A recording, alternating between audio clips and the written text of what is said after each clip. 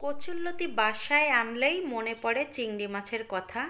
কারণ চিংড়ি মাছ দিয়ে কচুরলতি রান্না করলে এর টেস্ট কিন্তু দ্বিগুণ হয় অন্য মাছের চেয়ে। জানি না কার কীরকম লাগে, আমার তো অনেক অনেক ভালো লাগে চিংড়ি মাছ দিয়ে কচুরলতি রান্না করলে।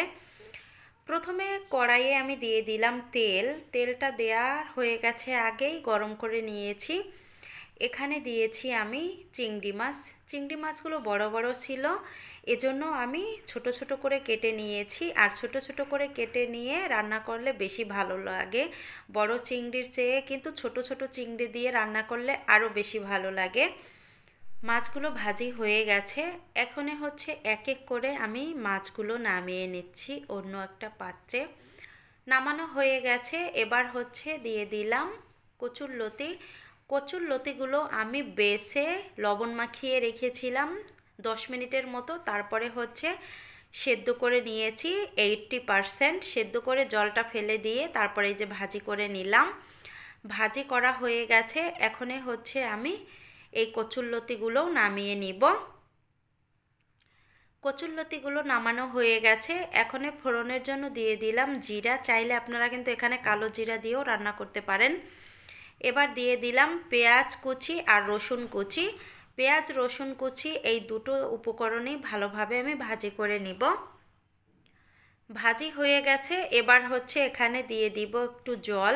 আর এখানে আমি বেশি তেল দেইনি একটি কারণে, সেটা হচ্ছে যখন আমি কচুরলতি ভাজি করেছি তখন কিন্তু অনেকটা তেল কচুরলতিতে রয়ে গেছে, আবার চিংড়ি মাছেও রয়ে গেছে। ওগুলো যখন দিব তখন কিন্তু তেলটা ছেড়ে দিবে। এক এক করে হলুদের গুঁড়া, মরিচের গুঁড়া, লবণ আর হচ্ছে ধনিয়ার গুঁড়া দিয়ে দিলাম। দিয়ে মশলাটা কষিয়ে নিব।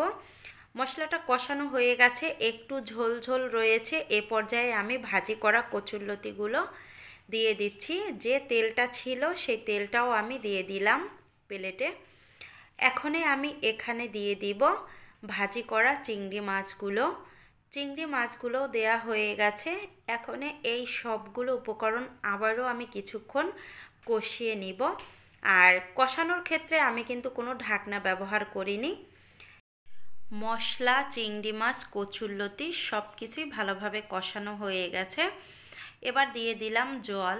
জলটা দিয়ে এবার আমি ভালোভাবে মিশিয়ে নিচ্ছি। মিশিয়ে নিয়ে ঝোলটা শুকিয়ে নিব। ঝোলটা শুকিয়ে নিয়েছি, এই দেখেন রান্নাটা হয়ে গেছে। আর ঝোলটা একেবারেই অল্প আছে। এ পর্যায়ে আমি গ্যাসটা বন্ধ করে নামিয়ে নিব। এই তো কচুরলতি রান্না হয়ে গেছে, এখন গরম গরম ভাতের সাথে খেতে হবে। অনেক অনেক মজার হয়েছিল এই রান্নাটি।